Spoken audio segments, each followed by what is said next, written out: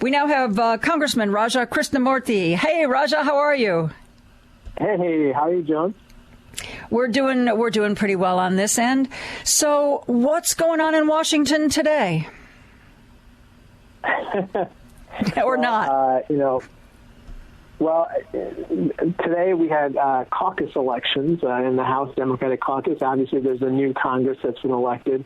And so on the Democratic side, we re-elected Nancy Pelosi as our speaker designee, so to speak, and then chose a majority leader and whip and so forth. Getting ready for the next Congress. And I'll be going in to vote in an hour or so on a series of measures, just as we would any other day. Anything exciting coming up in your next voting session? And perhaps the better question, anything that you're voting on that is liable to make it through our current Senate? Well, I wish I could say yes, but I can't. It depends on the issue. A lot of the things that get voted on these days are, somewhat ministerial, not consequential, like a COVID package, for instance, which is, in my opinion, the most important thing that we should be doing right now. The interesting thing, Joan, is that I think that, right before the election, Trump desperately wanted a COVID package, and Mitch McConnell was putting his foot down and saying no. He thought for some reason it would help him in the elections. McConnell would or did. And now I think the tables are turned a little bit. I think McConnell wants to do a COVID package because he has more leverage with the White House. But Trump doesn't seem to show any interest. He doesn't show any interest in governing whatsoever at this point. He's just, as you might have mentioned before, he's just throwing temper tantrums about the election and not really showing that he's really the president. And that's obviously very distressing because people are hurting in my district, along with lots of other places in the country. Or it's simply revealing that he's really never been the president. I mean, by all accounts, he's never had any interest in governing. CNN had a headline yesterday, White House insider says president in a dark mood these days. Sure, he wanted a COVID stimulus package because he felt that it would be something that might help him get reelected. And I believe personally Mitch McConnell was opposed to it because he didn't want any of you Democrats who were running for election to have something to point to that you had accomplished. I believe Mitch McConnell is that evil. And he said before, there's not going to be another package till after the election. And now, now Donald Trump could care less. He could, it's over for him. He's a quid pro quo kind of guy. So what's in it for him? What does he get out of doing anything now other than apparently create as much disarray and chaos as he can to hand to Joe Biden? I think unfortunately, there's a lot of truth to what you're saying. And, but the damage, both the health crisis and the economic crisis rages on, as you know.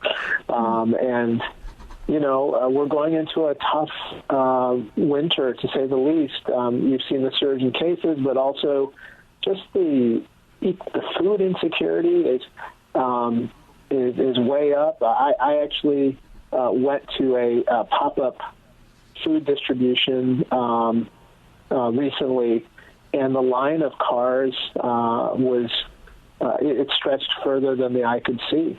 And these are clearly people to me who were previously working. They weren't they didn't suffer this before the pandemic, and yet here we are. And that's what the president of the United States should be worried about, not the issues that this president is worried about right now. Big news this week has been this troop drawdown in Iraq and Afghanistan. Was anybody in Congress consulted, asked to weigh in on that before that move was made? No, absolutely not. And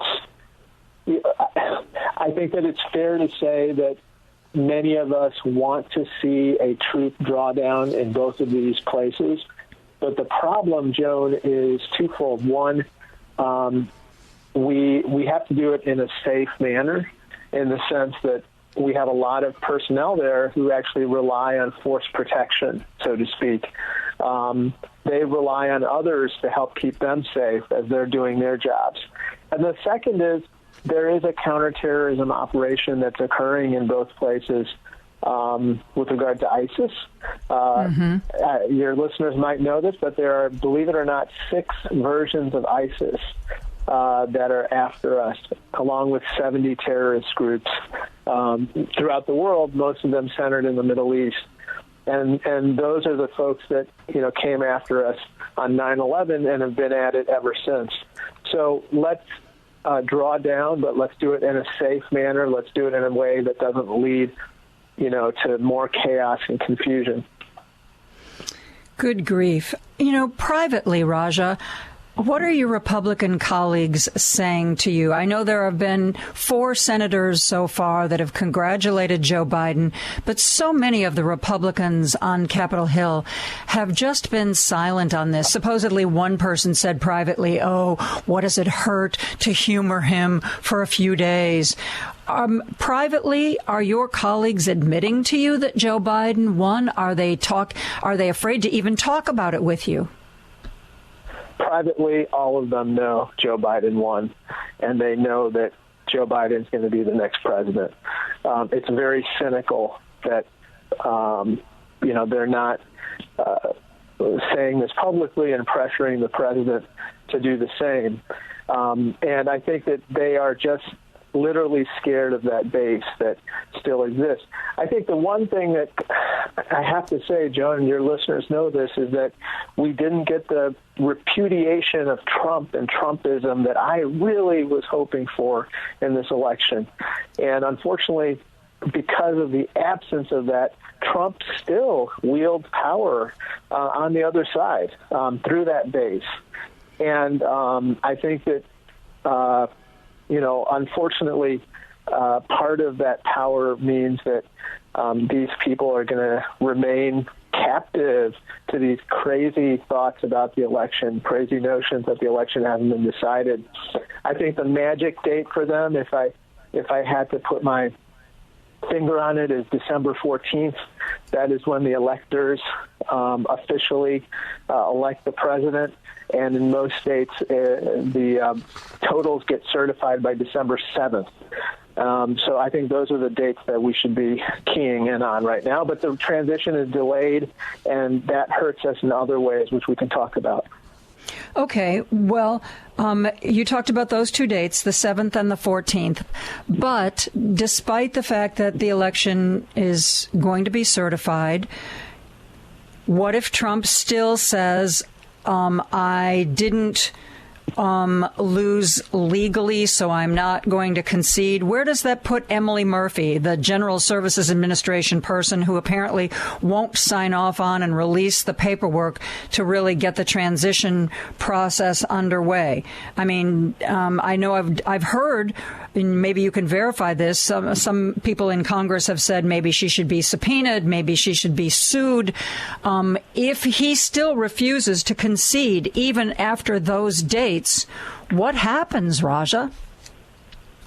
So the concession in and of itself is not the trigger for really a whole lot of anything officially. Once there's certification, the GSA will be on very shaky, even shakier legal grounds than it is now, to say that they can't, quote unquote, ascertain that the election has been decided. That's the key word. And maybe your listeners and you already know this, but they keep talking about Emily Murphy, the GSA administrator, not, quote unquote, ascertaining that the election has been decided. But once December 7th and 14th come and go, it'll be impossible for her to maintain that legally. And I think that any litigation, any kind of legal posture at that point is really compromised on their part. So how is this whole process playing out? How does it impact your work in Congress? So, by the way, can I just point out one other thing, which is help yourself. Interesting to me about the election certification process. You know why the Republicans are as intent as Democrats in certifying the elections on December 7th in the various states? And there's one reason. It's self-interest. I mean, you have to remember that, my Republican colleagues, whether they're in the House or the Senate, were elected on those same ballots that get certified and the same election results that get certified the day that Biden has been certified as the winner of the presidential race. So they want this thing to go away, okay? It's in their interest to let this, to get this settled as well, but they're milking it right now completely for political reasons to rile up that base and to keep it going past the election. As far as now, next steps, we're all kind of focused on the remaining 2 or 3 weeks of session.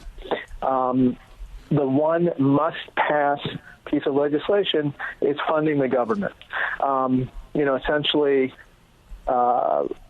we have what's called a continuing resolution that expires December 11th. Okay, and so we must either extend the continuing resolution into the new year, which means into the time when Joe Biden is likely to be president, or come up with a new appropriations package, meaning, you can modify things, you can change things to fix errors and so forth, and come up with a new spending package.